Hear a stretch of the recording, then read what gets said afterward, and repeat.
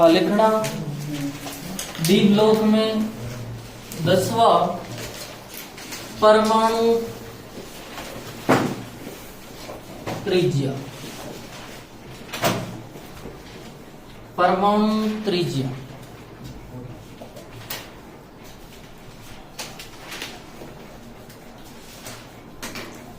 हाँ सुनना, मुझे कोई कहे कि परमाणु त्रिज्या किसे कहते हैं तो मैं उसे कहूंगा कि किसी भी परमाणु के नाभिक और उसके बाह्यतम इलेक्ट्रॉन के मध्य की दूरी को क्या कहते हैं? परमाणु त्रिज्या।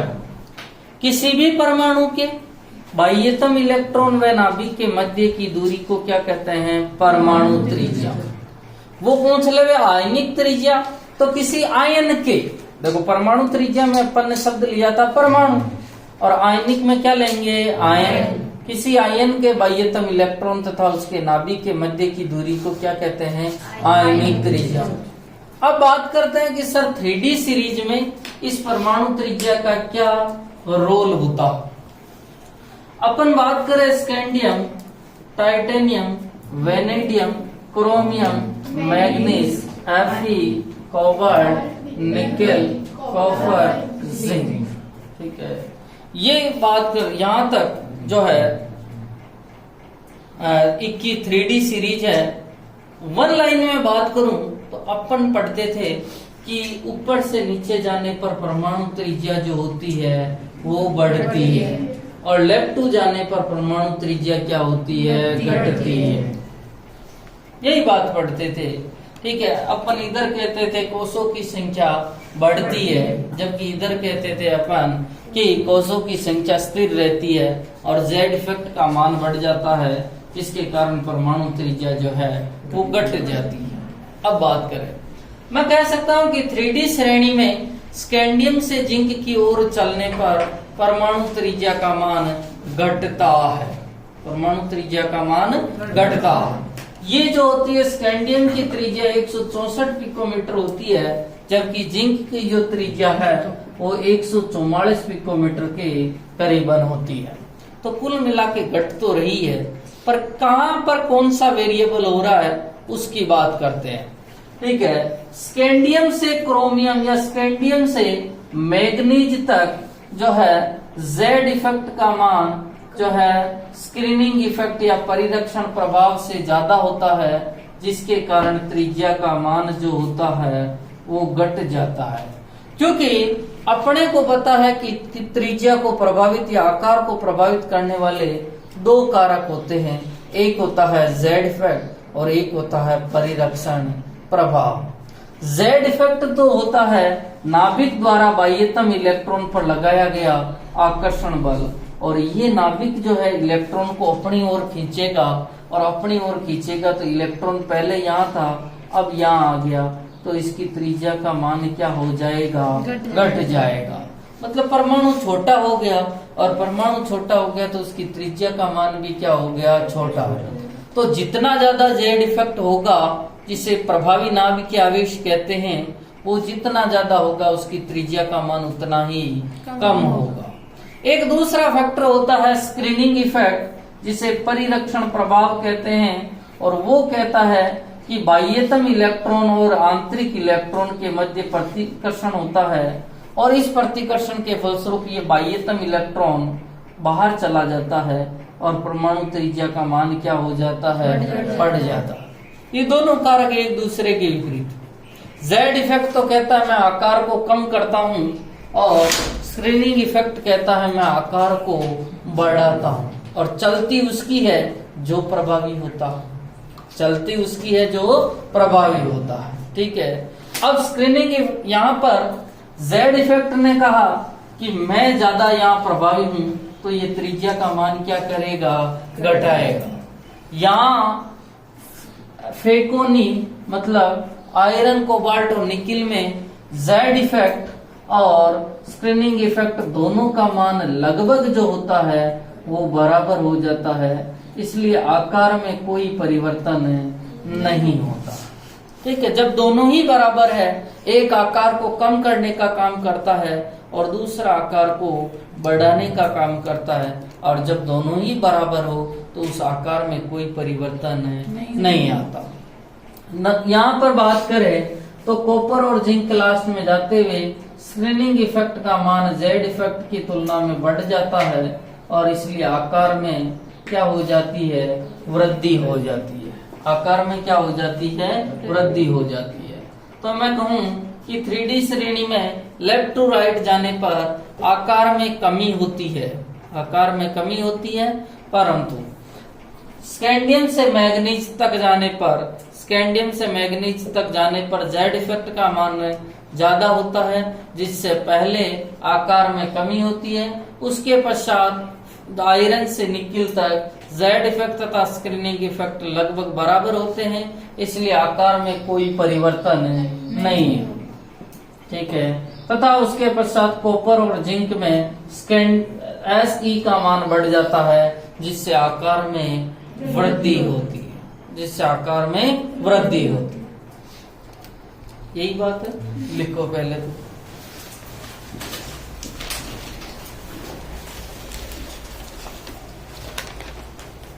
लिखना, किसी परमाणु के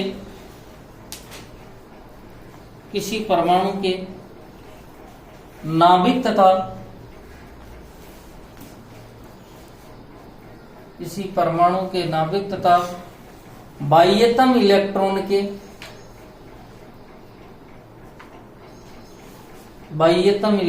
के मध्य की दूरी को, बाह्यतम इलेक्ट्रॉन के मध्य की दूरी को परमाणु त्रिज्या कहते हैं।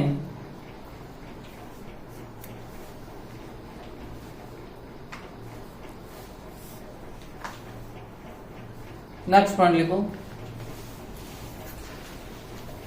3D श्रेणी में लेफ्ट टू राइट चलने पर, 3D श्रेणी में लेफ्ट टू राइट चलने पर पहले आकार में कमी, पहले आकार में कमी, उसके पश्चात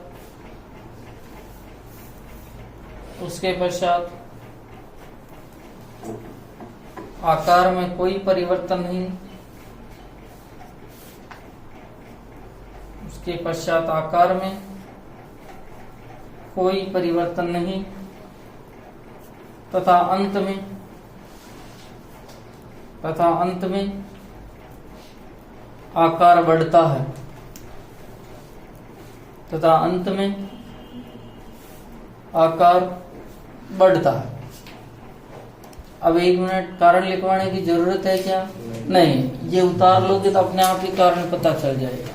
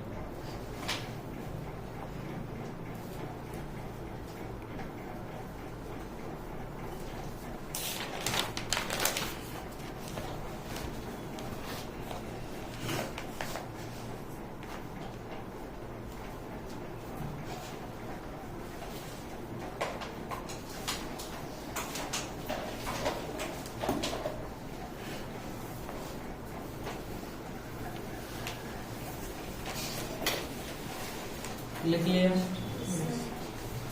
नेक्स्ट हेडिंग लिखो आयनन ऊर्जा।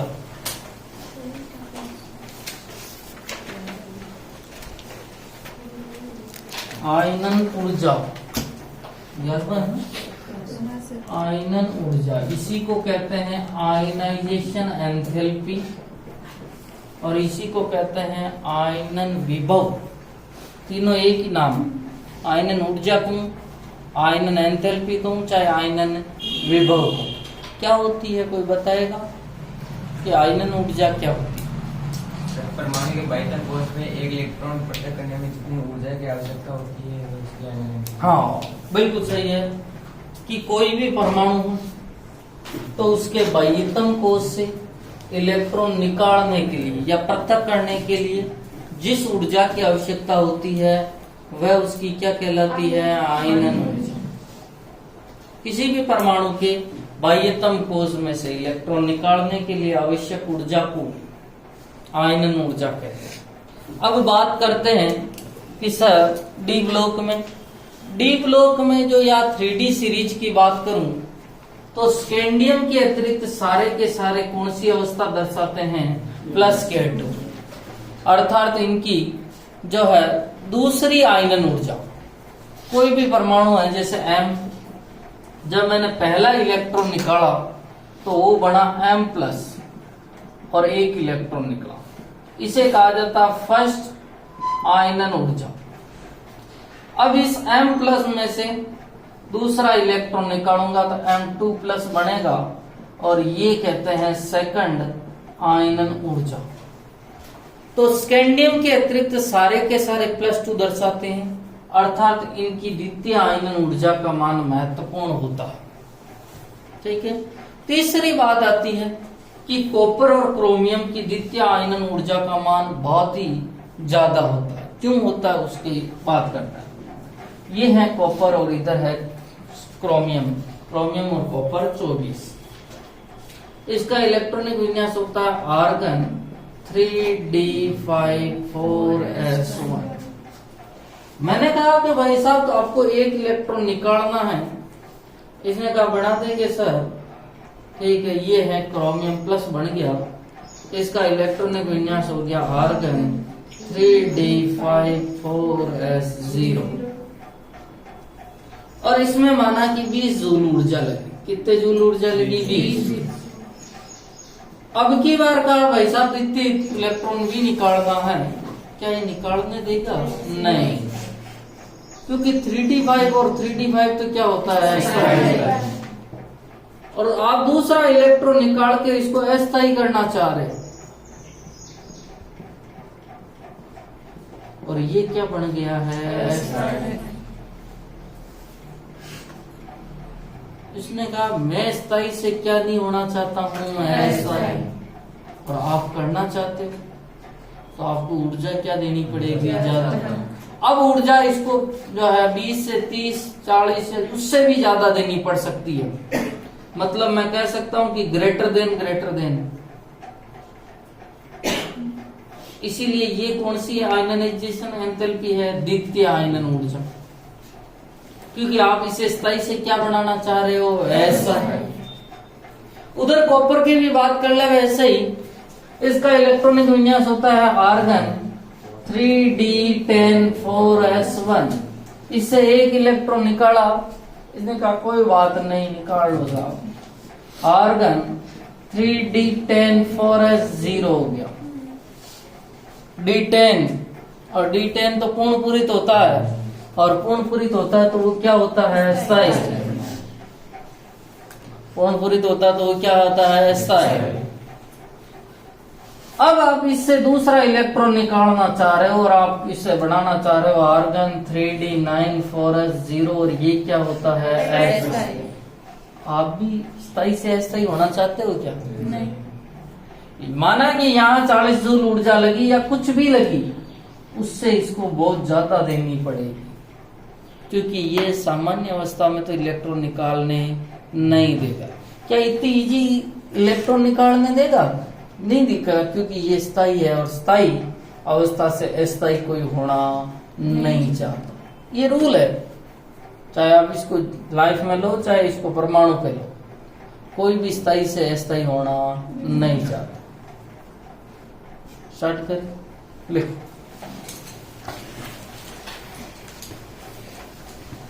किसी परमाणु के बाह्यतम कोश से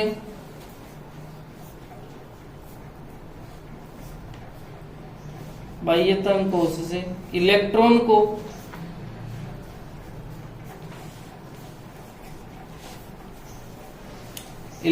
को बाहर निकालने के लिए आवश्यक ऊर्जा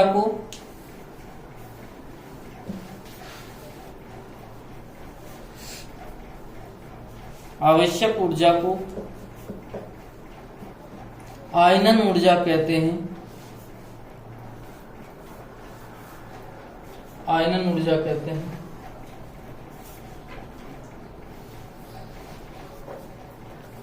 नेक्स्ट पॉइंट लिखो। संक्रमण तत्वों के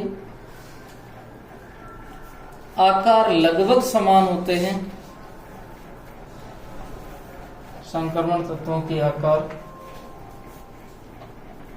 लगभग समान होते हैं, अतः उनकी आयनन ऊर्जा में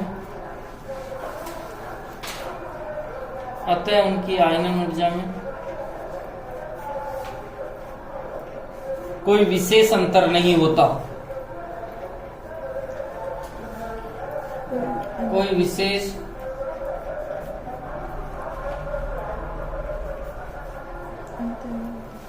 कोई अंतर नहीं होता। नेक्स्ट पॉइंट लिखो। 3D श्रेणी में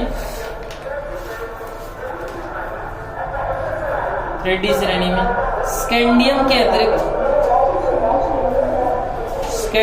अतिरिक्त 3D श्रेणी में स्कैंडियम Sc, स्कैंडियम के अतिरिक्त सभी तत्व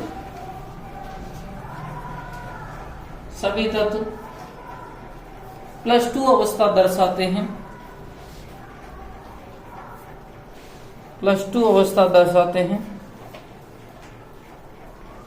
अतः उनके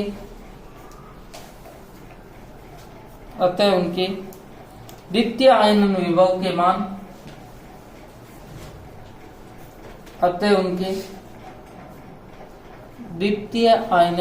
के मान अधिक महत्व रखते हैं।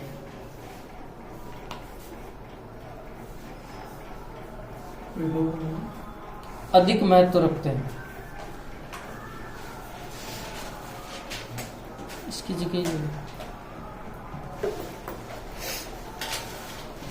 नेक्स्ट वन लिखो। कॉपर तथा क्रोमियम के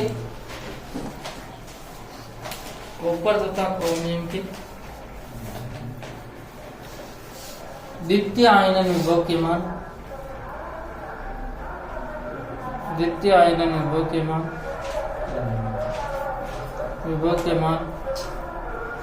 उच्च होते हैं क्योंकि उनमें पूर्णपूरित व अर्धपूरित विन्यास होता है।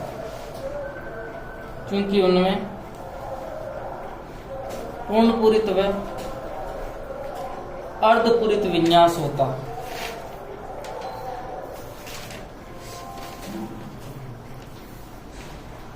पूर्णपूरित व अर्धपूरित विन्यास होता है। हो गया। हाँ, अब एक मिनट नेक्स्ट हेडिंग डालो। हाँ, डी ब्लॉक में 2 कंपाउंड रह गए हैं, KMnO4 और K2Cr2O7। ये मैं आगे करवाऊंगा, है ना, ए ब्लॉक के बाद में।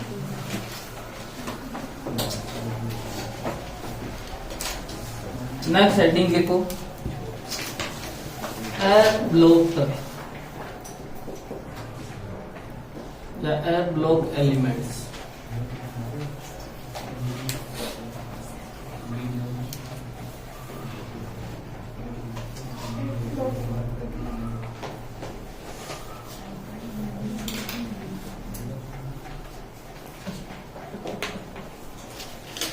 स्टार्ट करें?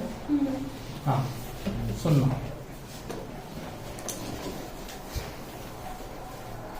अपने बात होती है कि सर डी ब्लॉक तत्व क्यों कहा था कि ऐसे तत्व जिनका अंतिम इलेक्ट्रॉन डी उपकोष या डी कक्षक में प्रवेश करता है उन्हें डी ब्लॉक तत्व कहते हैं। यहाँ पर क्या कहेंगे? वे तत्व जिनका अंतिम इलेक्ट्रॉन एफ उपकोष एफ या एफ कक्षक में प्रवेश करता है उन्हें क्या कहते हैं? एफ ब्लॉक तत्व। सिंपल सी बात है कि वे तत्व जिनका अंतिम इलेक्ट्रॉन एफ कक्षक या एफ उपकोष में प्रवेश करता है उन्हें एफ ब्लॉक के तत्व कहते हैं। ठीक है। दूसरी बात कि डी ब्लॉक तत्व वाले को संक्रमण तत्व कहा गया था और इन्हें अंतः संक्रमण तत्व कहा जाता है। Inner transition element. D block को तो संक्रमण तत्व कहा गया और इन्हें कौन से तत्व कहते हैं? अंतः संक्रमण तत्व। ठीक है। नेक्स्ट बात आती है कि ये दुर्लभ मृदा तत्व भी कहलाते हैं क्योंकि ये दुर्लभ मृदा तत्व जो है मृदा में दुर्लभ प्राप्त होते थे, इसीलिए इन्हें दुर्लभ मृदा तत्व भी कहा जाता है। अब सर कि सर इन्हें अंतः संक्रमण तत्व क्यों कहते हैं? क्योंकि ये डी ब्लॉक के या डी कक्षकों के और के अंदर की ओर या आंतरिक में स्थित होते हैं, इसीलिए इन्हें क्या कहते हैं? अंतः संक्रमण तत्व। और दूसरी बात है कि n-2f जो कक्षक होते हैं वो n-1d से भी अंदर की ओर स्थित होते हैं। जैसे ये मेरे पास में कोई परमाणु है और परमाणु के ये कोष है। ठीक है। बाह्यतम कोष को कहा जाता है n, उससे अंदर वाला कहा जाता है n-1 और उससे अंदर वाला क्या कहा जाता है? n-2। तो n-1 से भी अंदर की ओर, क्योंकि डी ब्लॉक में अपन ने सामान्य इलेक्ट्रॉनिक विन्यास n-1d लिखा था और यहाँ लिखेंगे n-2f, तो n-1 से भी अंदर की ओर है और इसीलिए इन्हें अंतः संक्रमण तत्व कहा जाता है। दूसरी बात कि डी ब्लॉक जो होता है वो उससे अंदर की ओर होता है। जैसे ये यदि S है तो ये P होगा, ये D होगा और ये F होगा। F ब्लॉक जो है अंदर की ओर। नेक्स्ट बात करें कि सर इसका सामान्य इलेक्ट्रॉनिक विन्यास क्या है? सामान्य इलेक्ट्रॉनिक विन्यास, और इसका सामान्य इलेक्ट्रॉनिक विन्यास होता है n-2f 1 से 14, क्योंकि एफ ब्लॉक में कितने इलेक्ट्रॉन आ सकते हैं? 14। n-1d 0 से 1 और n-2। अब अपने को पूछ लेवे कि जहां n बराबर क्या है भैया, तो जहां n बराबर क्या है? आवर्त संख्या। जहां n बराबर क्या है? आवर्त संख्या। जहां n बराबर आवर्त संख्या होती है। समझ में आ गया? नेक्स्ट बात करते हैं कि सर इनका आवर्त कौन कौन सा होता है। ये आवर्त जो होती है वो छठे और सातवें में और वर्ग संख्या तीसरे में स्थित होते हैं। कैसे? अपन बात करते हैं। मेरे पास में ये जो है वर्ग 3 है और ये 4। ठीक है। और ये आवर्त 4, 5, 6 और 7 दिख तो रहा ना ये बड़ा? अरे भाई बोलो। ठीक है।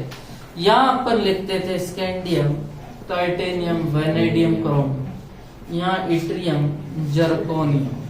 ठीक है। 11 जरा निभा मौत तक रुका। यहाँ ला हफ्ता और यहाँ AC और यहाँ RF यहाँ रखते थे। इसका परमाणु क्रमांक तो होता है 57 और इसका होता है 72। इसका होता है 89 और इसका नाम होता है 104 और इन दोनों पे क्या लगा हुआ होता है? स्टार। और आप बनाते हो जब एफ ब्लॉक है वो आवर्त सारणी के नीचे बनाते हो। इनका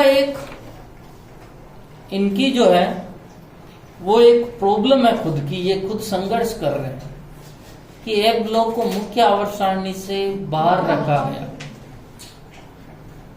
और जब आप गिनती करते हो तो आप लिखते हो आवर्त संख्या 1 में 2 है, दूसरे में 8 है, तीसरे में 8 है, चौथे में 18 है, पांचवें में 18 है, छठे में 32 है और सातवें में भी 32 है।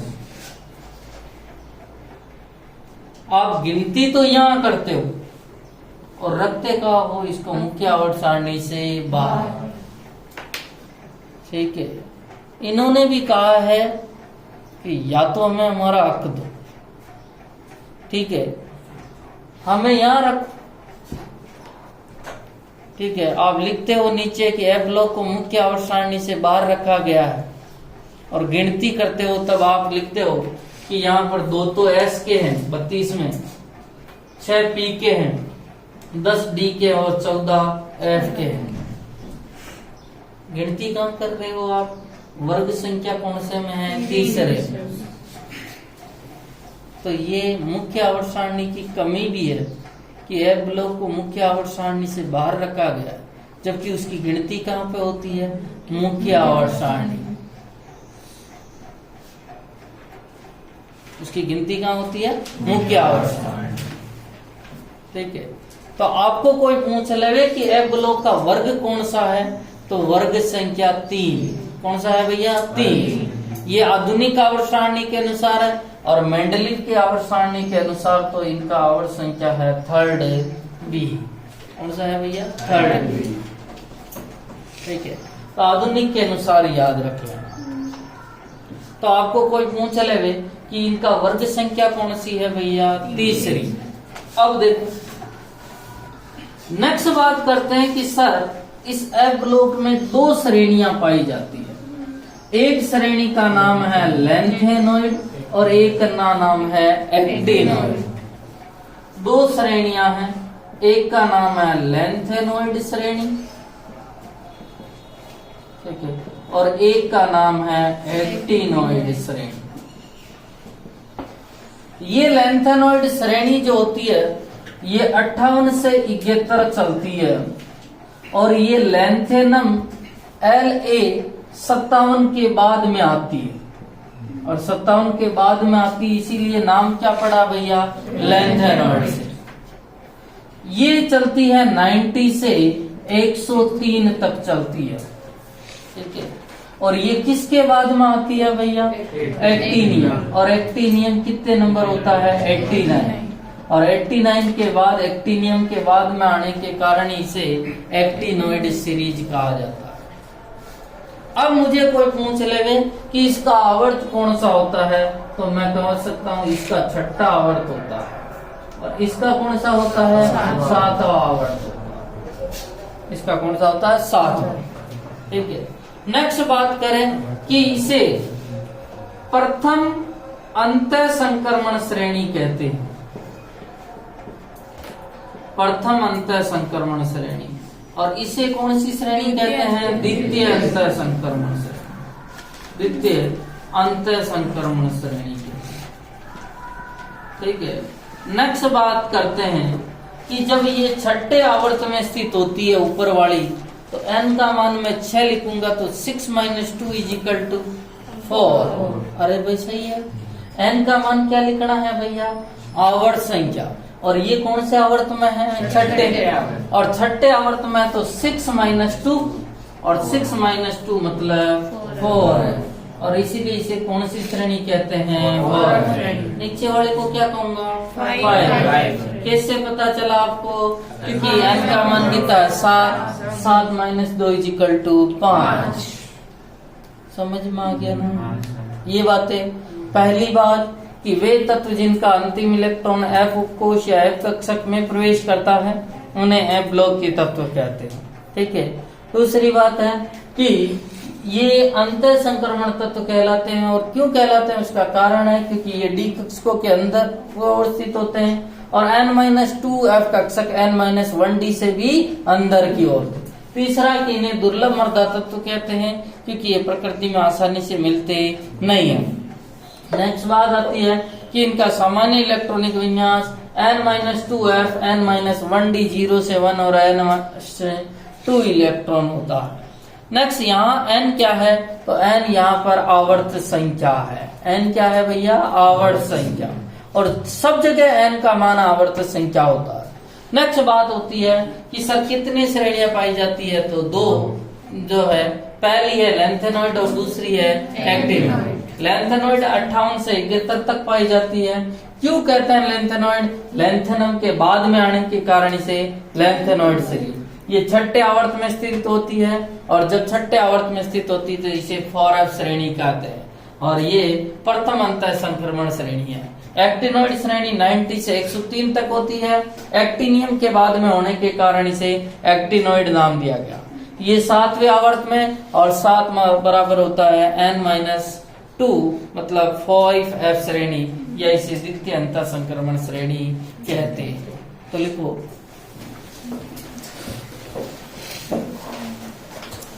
लिखना सर 0 से 1 कैसे 0 से 10 होगा? अरे यहाँ जो डी इलेक्ट्रॉन है वो या तो डी में 0 होगा या 1 होगा। एक जगह एक्सेप्शन है, वहां पर डी में अधिकतम 2 इलेक्ट्रॉन होंगे। ठीक है, यहाँ सामान्य इलेक्ट्रॉनिक विन्यास मतलब एफ ब्लॉक में डी में कितने होंगे, या तो 1 होगा या 2 या 0। ठीक है, लिखना वे तत्व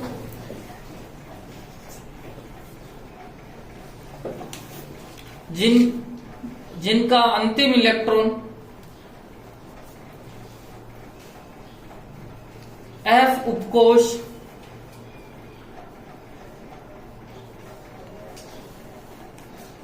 या एफ कक्षक,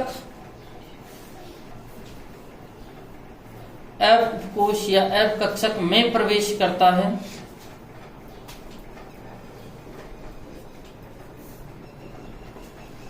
उन्हें एफ ब्लॉक तत्व कहते हैं।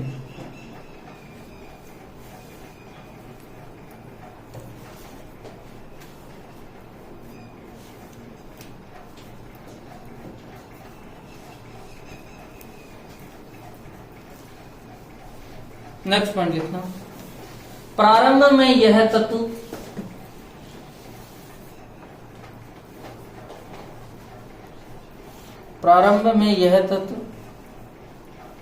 दुर्लभ मृदा खनिजों के ऑक्साइड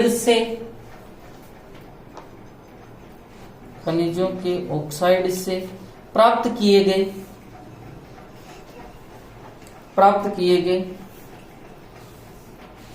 इसीलिए इन्हें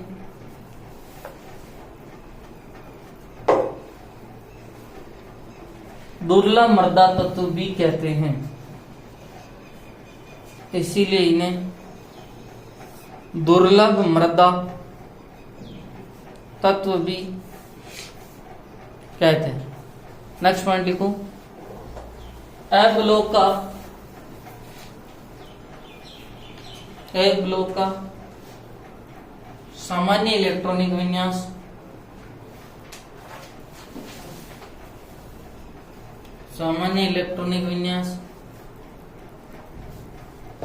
n-2f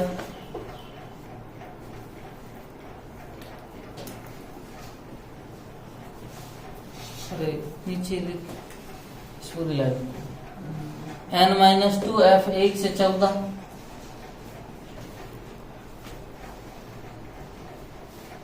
n-1d 0 से 1, n-2 लिख दिया। जहां n बराबर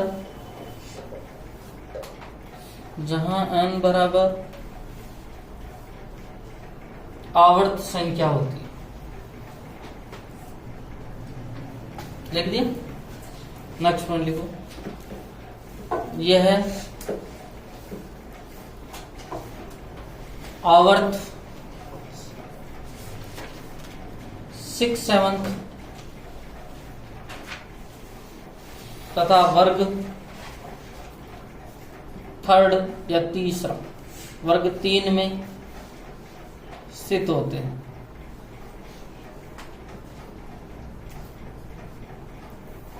लिख दिया। नेक्स्ट पॉइंट, सर एक मिनट।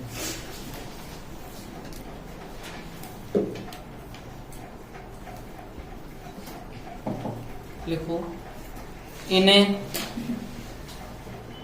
अंतः संक्रमण तत्व कहते हैं। इन्हें अंतः संक्रमण तत्व कहते हैं,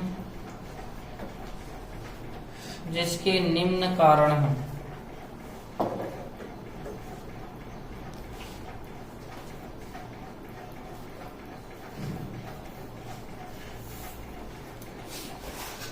लिखो, पहला काम, n-2f कक्षक, n-2f कक्षक, n-2f कक्षक संक्रमण तत्व, संक्रमण तत्व n-1d कक्षक से, n-2f कक्षक संक्रमण तत्व n-1d कक्षक से भी अंदर की ओर स्थित होते हैं, अंदर की ओर स्थित होते हैं।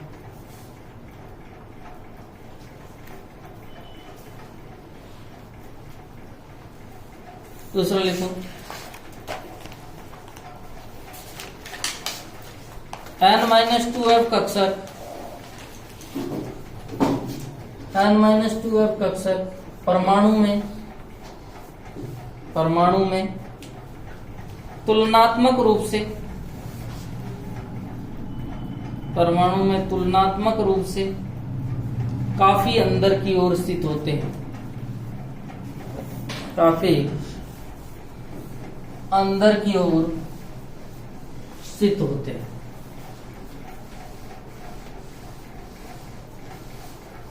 काफी अंदर की ओर स्थित होते हैं। एक छोटा सा डायग्राम बना लो, ये परमाणु है, ठीक है। परमाणु के बाह्यतम कोष को कौन सा कोष कहते हैं? N। ये कौन सा कोष है भैया? N-1। और ये कौन सा होगा? N-2। ठीक है, तो N-1 से भी अंदर की ओर, दूसरा ये काफी अंदर की ओर स्थित है, इसीलिए इन्हें क्या कहते हैं? अंतः संक्रमण तत्व। बना लो थोड़ा सा, कॉपी के ऊपर बना लो, कहीं भी बना लो। क्या किसी को कोई डाउट है? बोल सर ना, ये ना आपने बोला ना, ये आवर्त 6 और 7 तथा वर्ग 3 होती है, तो जैसे सर चार, नीचे तो 2 श्रेणी होती हैं। मतलब वर्ग 3 और 4। हाँ, अभी बात कर रहे हैं।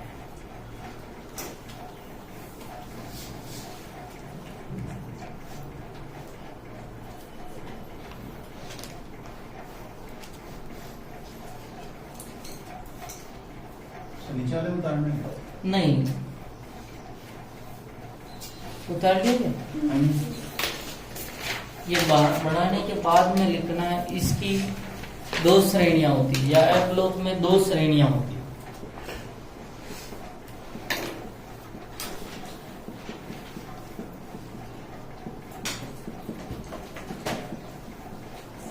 ये पहली 4F और दूसरी 5F। ऐसे कैसे निकालूं? एफ ब्लॉक में 2 श्रेणियां होती हैं।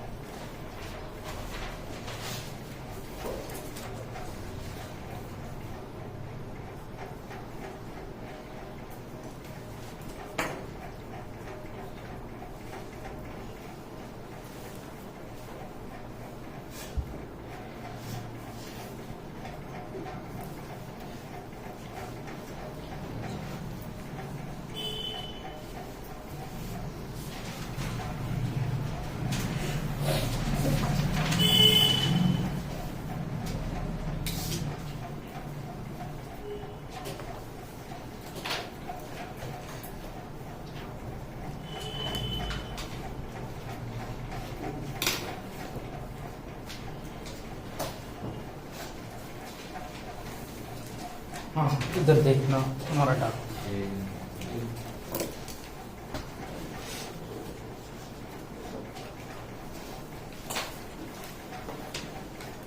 ये वर्ग होते हैं, ऐसे चलते हैं, ये तीसरा और चौथा, ठीक है। और ये क्या होते हैं, आवर्त।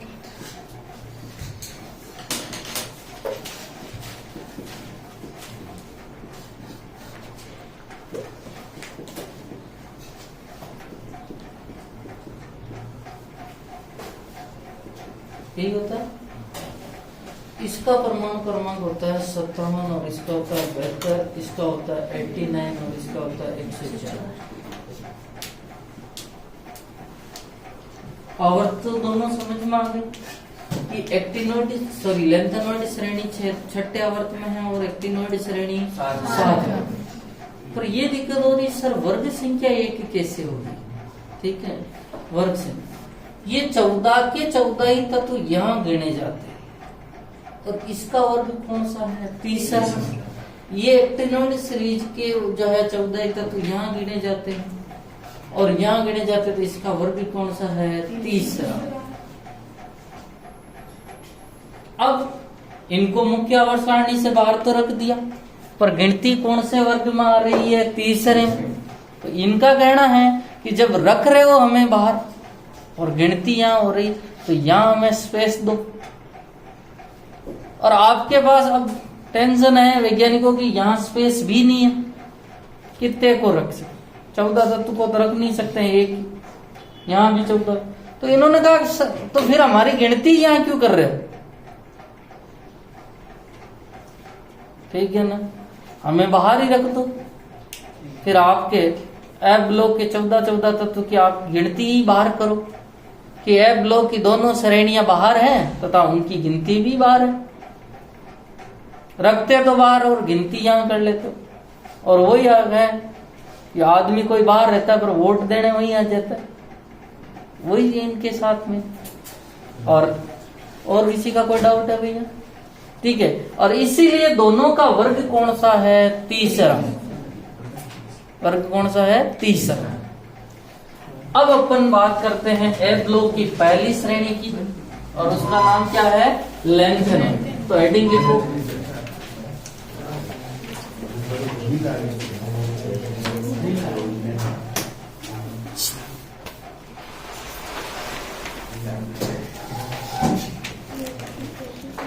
तो लिखो नेक्स्ट हेडिंग लेंथेनॉइड श्रेणी।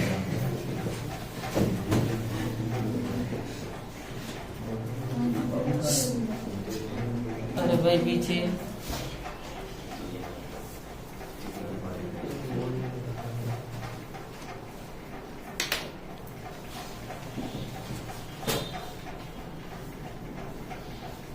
अब देखना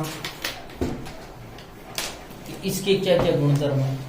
पहला गुण देखना कि इसका आवर्त तो कौन सा होता है भैया, छठा, और वर्ग कौन सा होता है, तीसरा। जब मैं 6 लिखता हूं अपना, क्योंकि ए ब्लॉक का सामान्य इलेक्ट्रॉनिक विन्यास होता है n-2f 1 से 14, n-1d 0 से 1 और n-2। तो यहाँ n का मान 6 लिखूंगा तो 4f 1 से 14, ठीक है, 5d 0 से 1 और 6s2, यही होगा। तो मैं कह सकता हूं कि इसका जो सामान्य इलेक्ट्रॉनिक विन्यास है वो होता है जीनोन, क्योंकि ये स्टार्ट ही होते हैं 58 से। कहां से स्टार्ट होते हैं, 58, और ये चलते हैं कहां से कहां तक भैया, 58 से 71 तक, यहीं तक चलते हैं ना, ठीक है। और आपको पता है कि इससे पहले अक्रिय गैस होती है 2, 10, 18, 36 और 54। कौन सी गैस आएगी, जीनोन। अरे भाई जीनोन ही आएगी, जीनोन 4f 1 से 14, 5d 0 से 1 और 6s2 होता हूं। सर आप जीनोन कहां से लाए? मुझे पता है कि ये कहां से कहां तक चलते हैं, 58 से 71 तक। तो उससे जस्ट पहले जो अक्रिय गैस होती है ठीक है। और वो कौन सी गैस होती है? ज़ीनोन। कौन सी गैस होती है? ज़ीनोन। समझ में आ गया ना? उससे जस्ट पहले ज़ीनोन होती है। अब बात करें, कोई मुझे कहता है कि लेंथेनॉइड श्रेणी किसे कहते हैं? लाइट चालू कर दो, इसको बंद कर दो, गेट भी बंद कर दो और खिड़की बंद कर दो,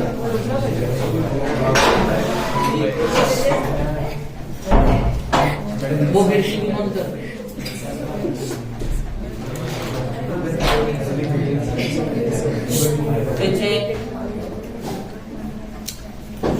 पहला हो गया कि आवर्त छठा होता है और तीसरा होता है एफ लो का सामान्य इलेक्ट्रॉनिक विन्यास होता है n-2f 1 से 14, n-1d07 और ns2 होता है।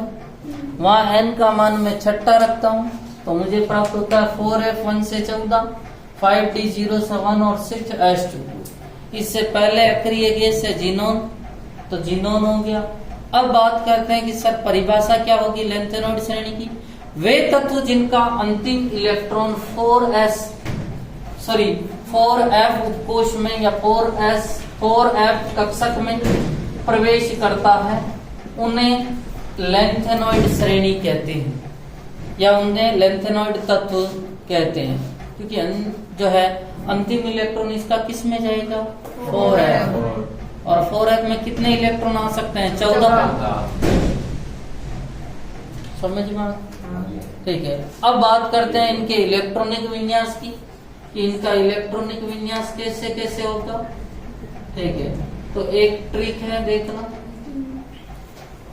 ठीक है, इनके जो है तत्व की बात करूं तो पहले मैं तत्व की बात करूं। सीने पर नदियां प्रेम की समाई, अभी आगे ट्रिक लिखेंगे पूरी की पूरी। नदियां प्रेम की समाई यूं गद तब दिल हुआ अरे तुम इब लुटवाओ।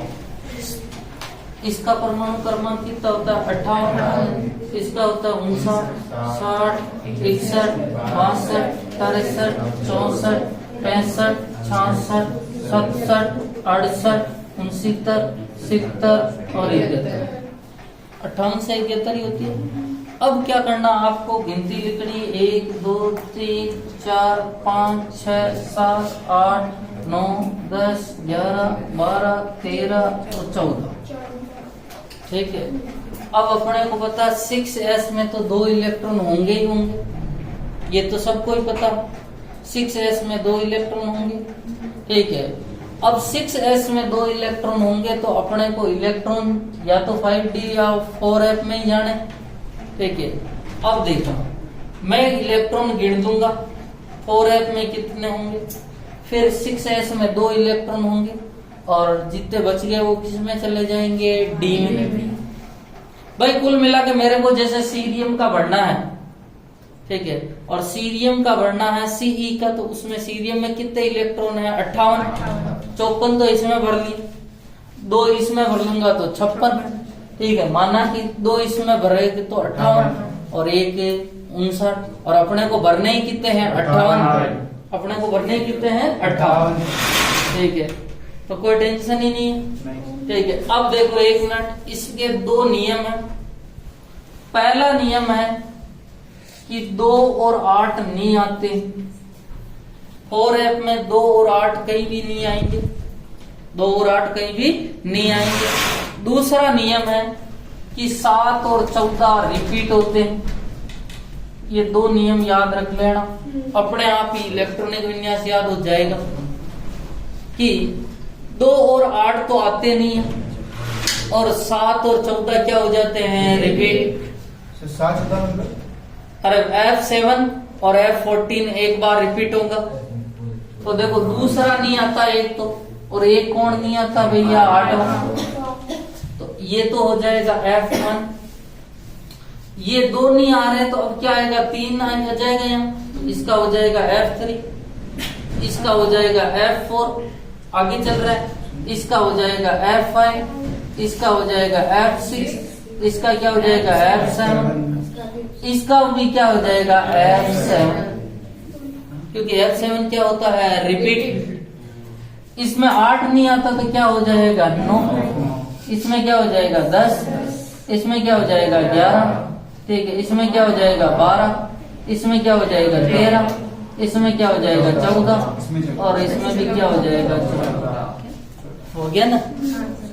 अब F में मुझे पता चल गया 6s में सब में 2-2 इलेक्ट्रॉन होंगे, तो जो बच गए किस में चले जाएंगे, D में। तो कितने नियम है इसको याद करने के, 2 ट्रिक है। F28 नहीं आता, मतलब F2 और F8 नहीं आता, और 7 और 14 क्या हो जाते हैं, रिपीट। 7 और 14 क्या हो जाते हैं, रिपीट। ठीक है, 2 नहीं है तो 2 की जगह पे 3 आ गया, 3 नहीं है तो 3 की जगह पे कौन आ गया, 4। सिंपल ही है। ठीक है, नहीं तो इसको याद करने में बहुत टेंशन है।